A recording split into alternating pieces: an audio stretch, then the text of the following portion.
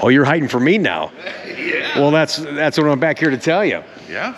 Your blood was boiling over the brake job, brake bleed on my car. Yeah. And I know I came back into your territory and I got my new white Corvette hat and I walked underneath the car that you were working on and I got dirt on my hat. That's just why I don't wear a white hat. I love white hats. It screwed up my hat. You know what that's called? What? Karma. Yeah. Change my hat. We'll be right back with Tech Tuesday. Thanks for joining us. I got your karma.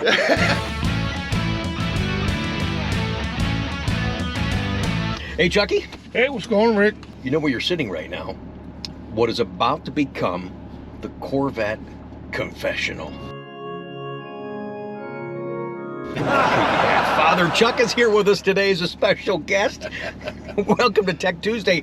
Real quick, last night, don't know if you saw that because it was way past your bedtime. I went back on the Z06 build configurator and was playing around with that and had forgotten, because the options aren't available right now, selectable VIN and the option where you can build your own Z06 engine. Thank you, Supercar Ranch, for making a comment on the Instagram post. Yeah, together we've got cars built up to in the 190s, like 194 and some change on a Z06 convertible. Cool. Yeah, cool. We ever gonna see them?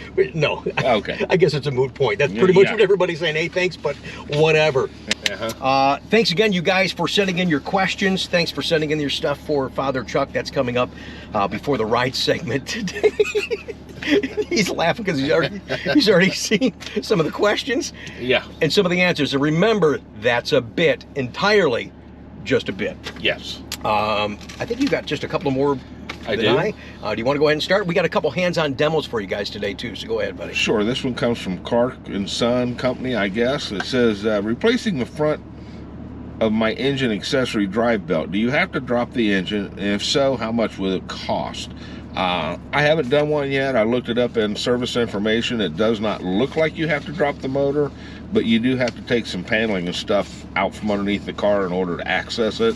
And even once you get the panels and stuff out, it's pretty tight up in there. So it's really tight up in there. Oh yeah. I mean, yeah.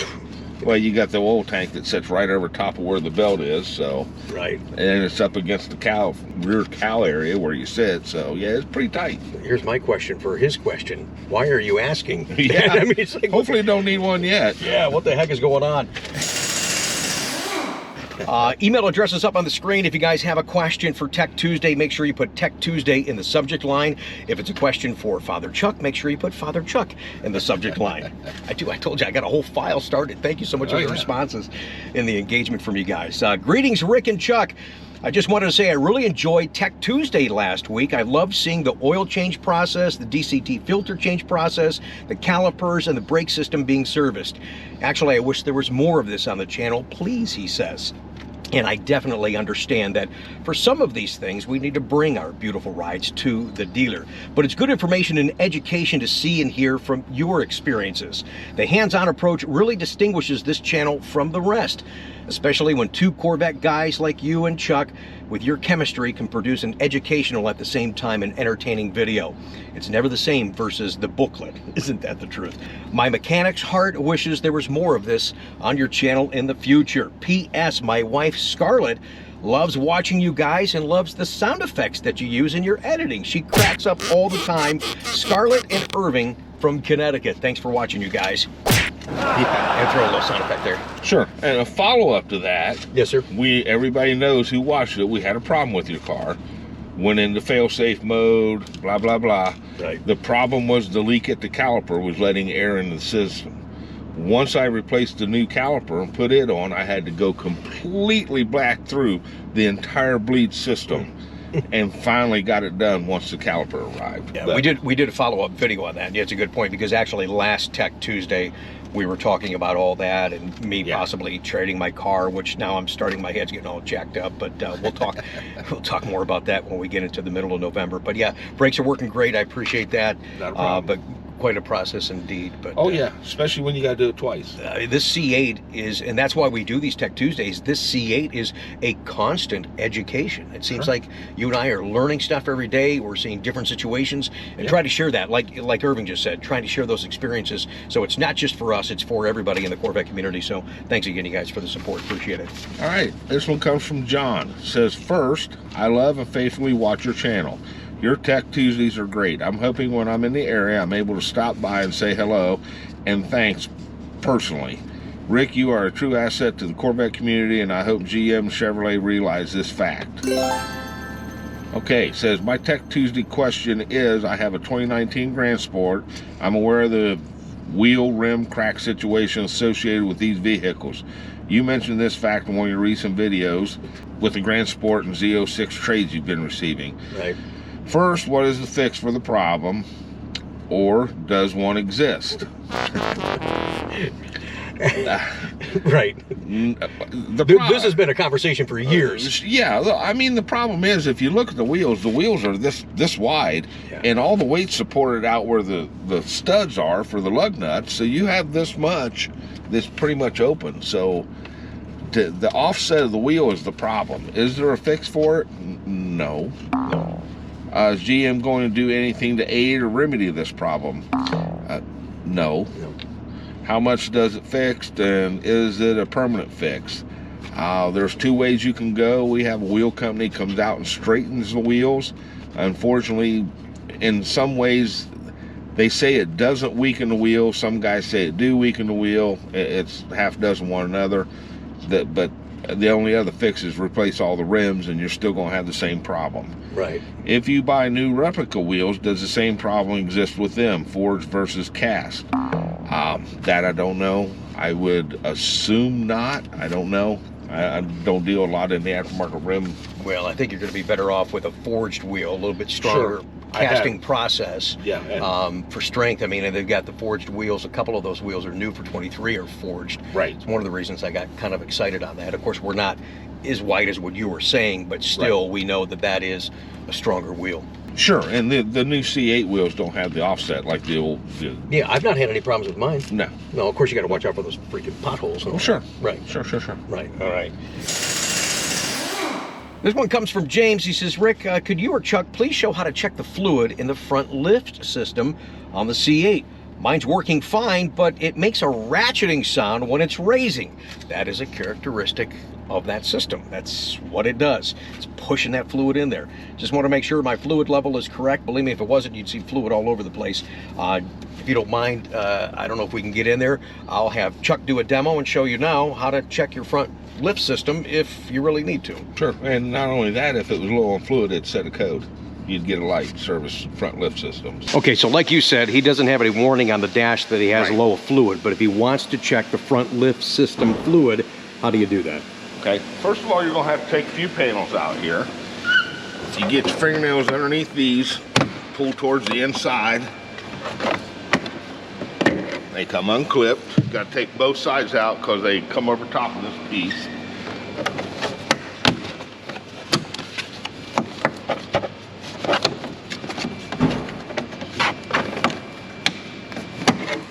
Okay, now we're going to lift this piece up. It's got a clip here, clips across the top.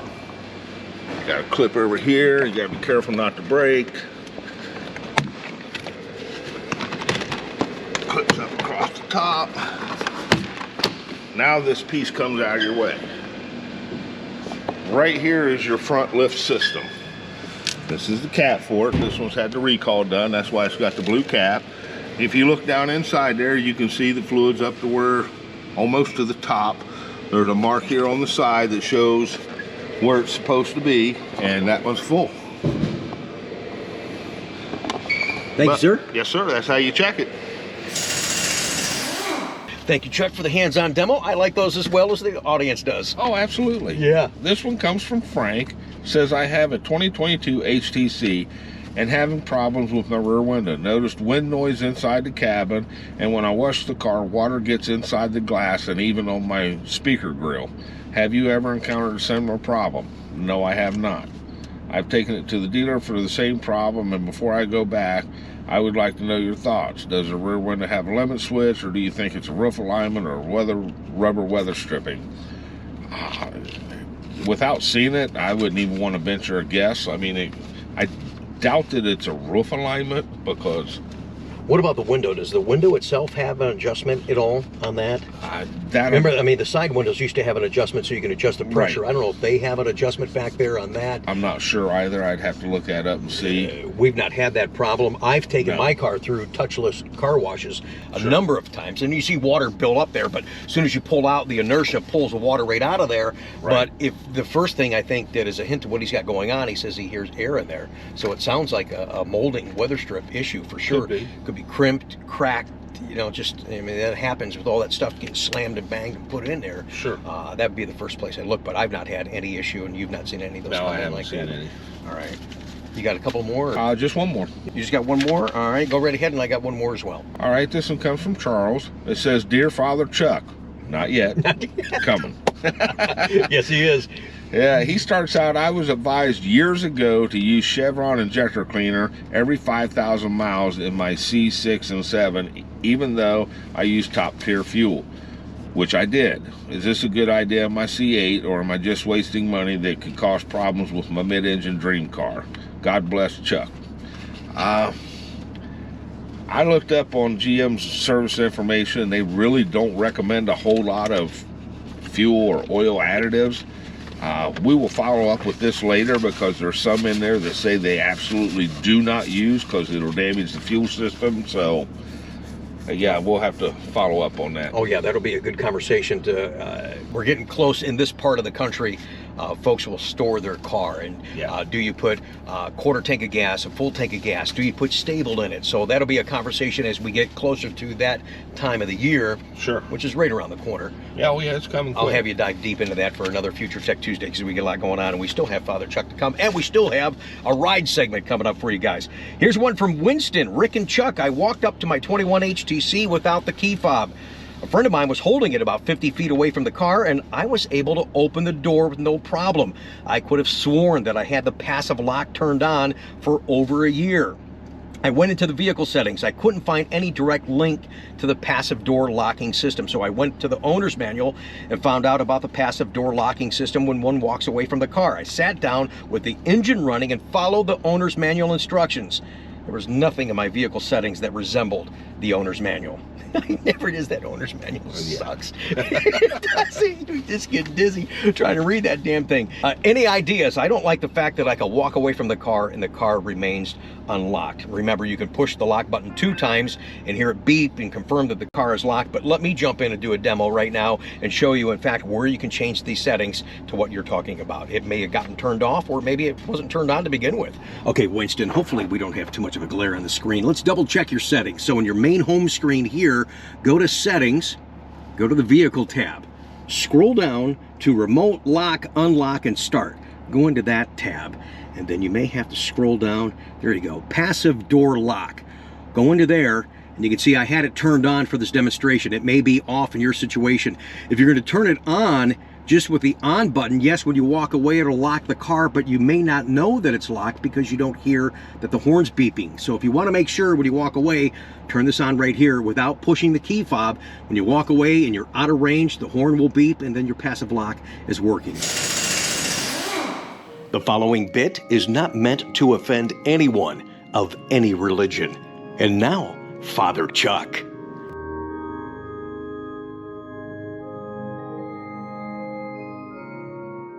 All right, before we start the bit, are you kidding me? You got another intro? Yeah. And oh my gosh, Father Chuck, please forgive me for not ironing your shirt before tonight's bit.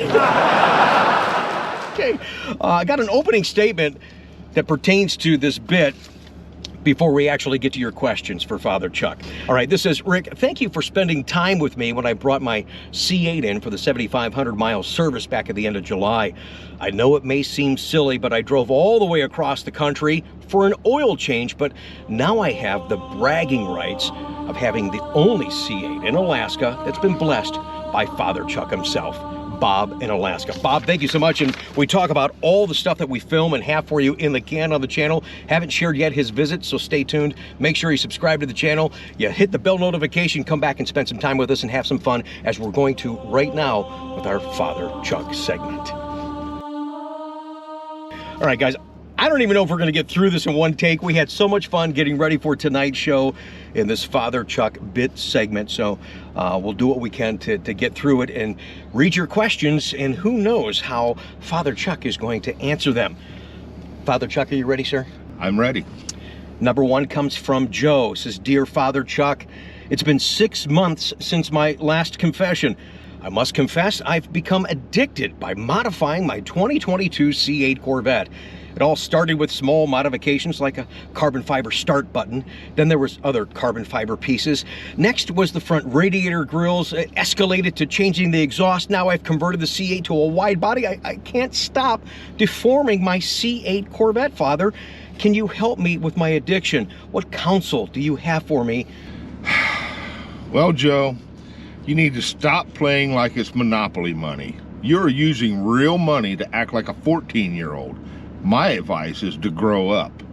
But hey, I bet the car looks awesome, right? Wink, wink. You are brutal. Oh my goodness. All right, and we've got one here from Brooklyn Joe, Father. It says, Forgive me, Father Chuck. I have sinned. I've got a 22 torch red Corvette. I'll have it for about a year at the end of October. After 8 months and 3,000 miles, I reset the oil life to 100% without changing the oil. I do have an appointment this week to change the oil. I've been holding off my first service until I get closer to the 7,500 miles. Pray for me and my baby.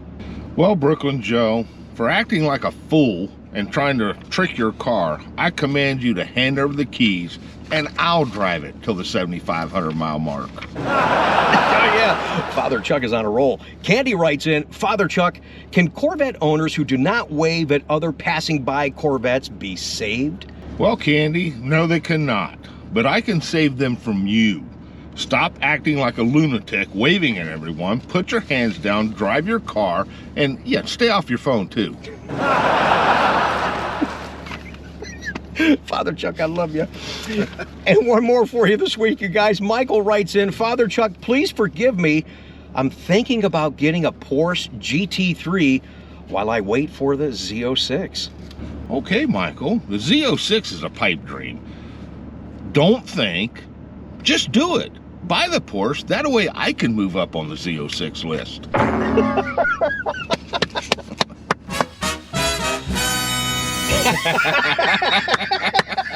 I told you guys, don't expect a serious answer. That was entirely a bit.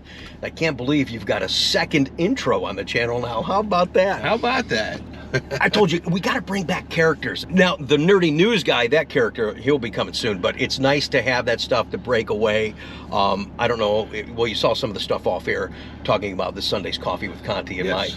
my police uniform at one of the local malls and how that went. Again, that was fun, and I can take almost any subject and spin doctor it so you can actually have a Corvette conversation, and we do that.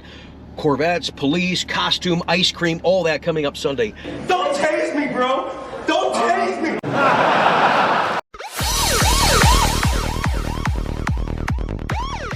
But Father Chuck was really fun to bring him back today. Yeah. Educational and entertaining. Be careful what you ask. Exactly. You just never know, as you saw today in the opening segment. We're going to make that a regular feature. How often, I don't know. I actually got it done, but you just never know how he's going to answer that. So it's not for the weak at heart by any stretch of the imagination. No, it's certainly not. All right, here's something that everybody's going to like. Showing off your cars again this week. It does not disappoint. These are your beautiful rides.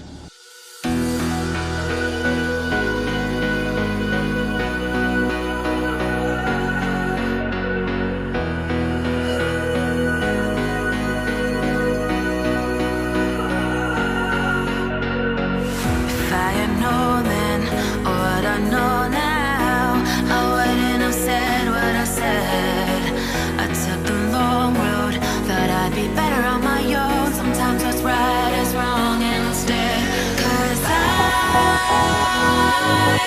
was too young, and I didn't understand that you were the one, and I can't wait to see you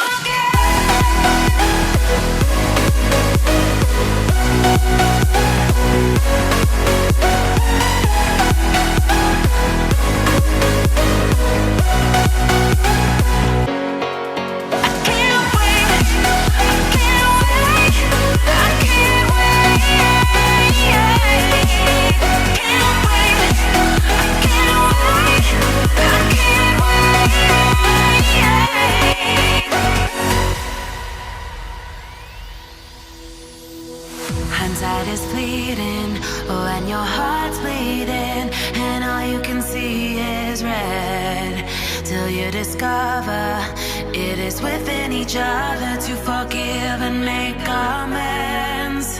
If I had known then what I know now, I wouldn't have said what I said.